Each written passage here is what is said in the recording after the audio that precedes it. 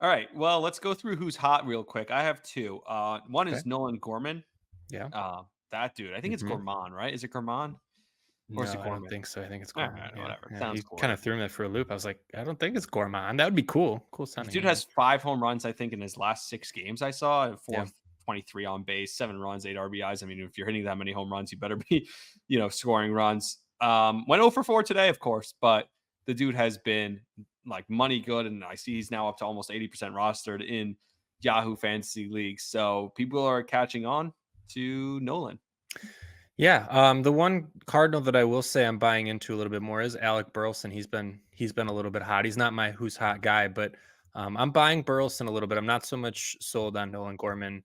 Got it. Um, we'll talk about him maybe a little bit later, but my who's hot is Yainer Diaz for the Houston Astros. Back to the catching well. I went catcher here. I don't like this. I saw the account tweeted this out Mm-hmm. yesterday. Yep. But he has like a 170 on base in the last week, so he hit a couple home runs yesterday. Like big whoop.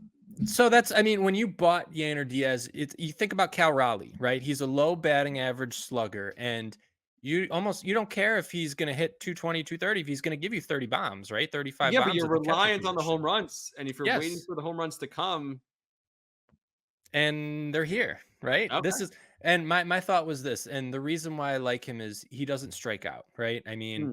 you mentioned so his OBP right now 277. He's not a high OBP guy, but his strikeout rate right now is only 15%, which definitely upper half of the league. We love to see that. And his average exit velocity of 90 miles an hour, 90.6 is pretty good. So I'm still buying Yainer Diaz if you can. I have him in the who's hot, but if he's a buy low potential candidate, I'd certainly be all over it. Because again, we can think about it like the Astros as a whole, right? The Astros as a whole have been struggling. I kind of just lump him in with Bregman, Jordan. I expect all of those guys to get it going. Yesterday I had a Nerfy parlay where I had 3 guys on one Nerfy or 3 teams on one Nerfy. One of them was the Braves and the Red Sox. And I saw Max Fried strike out the side in the first and make it look so easy. He had 13 strikeouts in 7 innings. And I went back. His numbers are insane. Over the last month, he has a 1.53 ERA.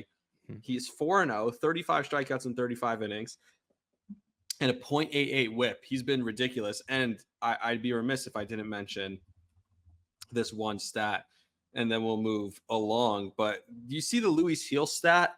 He has 7 consecutive starts of 6+ innings with 1 or 0 runs allowed.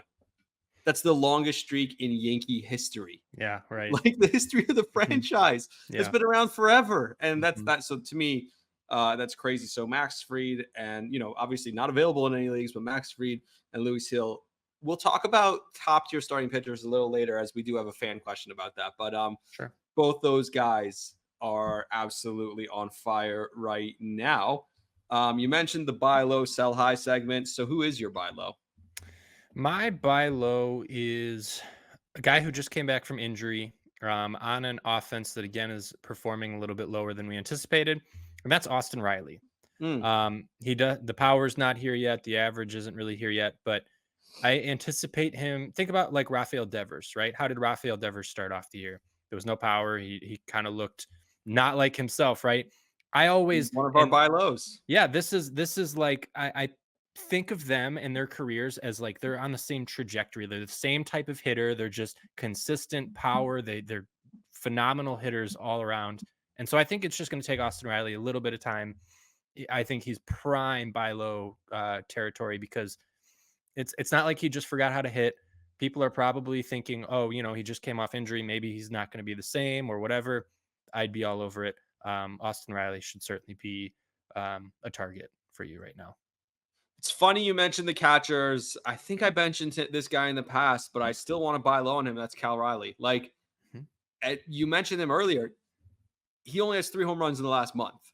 So that's a guy who's like, all right, we need power out of you. We're relying on the power. I think the power is going to come. I still think it's going to come. Everything else is down with him too, but you're just hoping that he gets you that power surge. And it's like a law of averages. If he hit 3 home runs last month, hopefully he'll hit 10 this month, right? And then that's how it goes. So catching is not great right now. And if somebody's like, I picked up this guy for home runs, I drafted this guy for home runs, and he's not giving me those home runs, here, you take him. I trade for Kyle Riley. Yeah, I did just trade for Cal Raleigh in a dynasty league not too long I love ago that. because I agree with you. I thought it was a little bit of a buy low, even though he was doing okay relative to the other catchers. I still agree with that. I have a By sell the way, high for you. Sorry, go ahead. yeah, before you sell high, have you seen the Yeah. hobby bias stats? I'm not sure I want to. I saw his incredible defense. Okay. No, no. This one particular stat with no runners on, he has a 134 batting average, one RBI, which makes sense. No runners on, he's not going to have a ton of RBIs. And an 8 OPS plus versus with runners in scoring position. He has an 8 OPS plus, by the way. That's crazy. That's yeah. Uh, 390 batting average with runners in scoring position, 24 RBIs, and a 153 OPS plus. We talked about this guy's like liking the Yep. big lights. Like the Yep. stats bear it out. This guy Yep. just loves the moment, and otherwise he's just bored and doesn't give a shit. Like what? Yeah. Yeah. Yeah. Maybe there's no other numbers to support that, but I fully agree with that. I just think that's who he is. Yeah. All right. Who's your sell high? My sell high is a guy that you just mentioned and a guy that we talked about last week, maybe 2 weeks ago when you mentioned the potential trade, Nolan Gorman. Mm, I am so far off Nolan Gorman, but here's the thing, right? He's going to have these stretches. This is where you cash out. I promise you. He's got a 35% strikeout rate. Like nobody's coming back. Ellie De La Cruz isn't going to come back from a 35% K rate. mm. Like it and the problem with Nolan Gorman, right? The difference between Yainer Diaz and Nolan Gorman, right? Yainer Diaz strikes out 15% of the time. He's a much better contact feel to hit than Nolan Gorman does. Nolan Gorman's just straight power. And his average exit velocity isn't really that good either. It's only at 87 miles per hour, which is well below league average for Nolan Gorman. So the high strikeouts, the low EVs, I don't buy it. I love, ride the hot streak, whatever, but you cash out when you can. And I would go to a league mate and say, hey, this guy's figured it out. I'll sell him to you. I'm looking for something else, right? I'll package him. I think he's figured it out. I would cash out on Nolan Gorman yesterday. My sell high is a guy who's been extremely hot and is now rostered in almost 85% of leagues, and that is Ryan Mountcastle for the Orioles. In the last week, he's at 4 home runs, has 9 RBIs, 370 on base.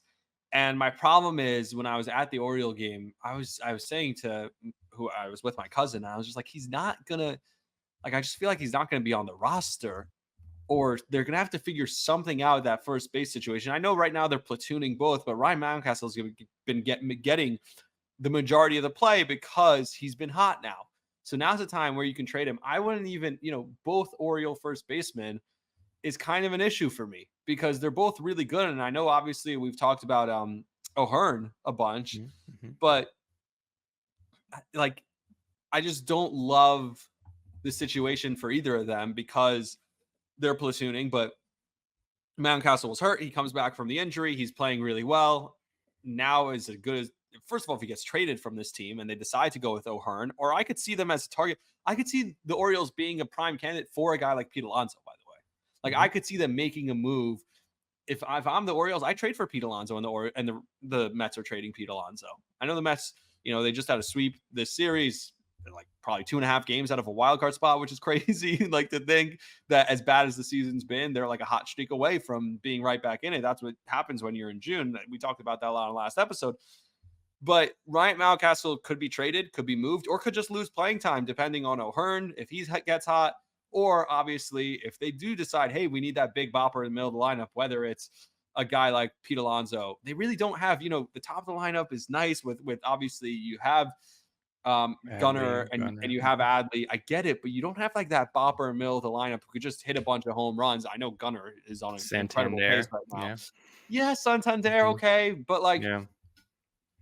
for me, if they add a Paul Goldschmidt, who's not like the craziest home run hitter, but even a Pete Alonso, like that changes, that just lengthens the lineup so much to me. So I could see them trying to upgrade that first base position. I like that too because that brings to them a thing that they're lacking quite a bit, which is veteran leadership, Yeah, right? of They don't, course. I mean, I know they have Santander and Mullins, and I Mullins guess has you been can like, awful for but them. yeah, a guy who is a staple in your lineup who, has been around the block. I don't know what the Mets asking price is going to be, but I'm sure a lot of teams are going to be lining up for it, and we'll see what he ends up going for. Do you think then he'll be traded? It really depends. I mean, at this point, like, what's he giving? Like, if the team's not good, what's he giving you? His stats are particularly empty this year. I Yeah, know the stats look fine. I think he has 14 or 15 home runs. They've been kind of empty home runs. I know it all evens out, but I don't know. I just, if I'm the Mets, I think I trade him. I seeing him this year, you really have to think like, do I want to give this guy a 7, 8 year contract? And watching him this year and watching how bad and really just the things he says in the media where they asked him about the Jorge Lopez situation is just like, I don't know. Like, you need a leader. And it seems like this team lacks leadership, and he might be part of that problem. I know he's really good friends with Jeff McNeil. I don't know how he's taking the Jeff McNeil being benched, yeah. Hmm. so I just don't. I'm starting. I was keep him, keep him, keep him, keep him. If they don't turn it around, and they have a month and a half, 2 months to turn it around. If they don't turn it around soon, I'd start looking for trade partners for Pete Alonso. Yes. Okay, all right, and that's only going to increase his trade value. So maybe Pete Alonso has a good buy low opportunity Yeah. then. I Right? agree. Yeah.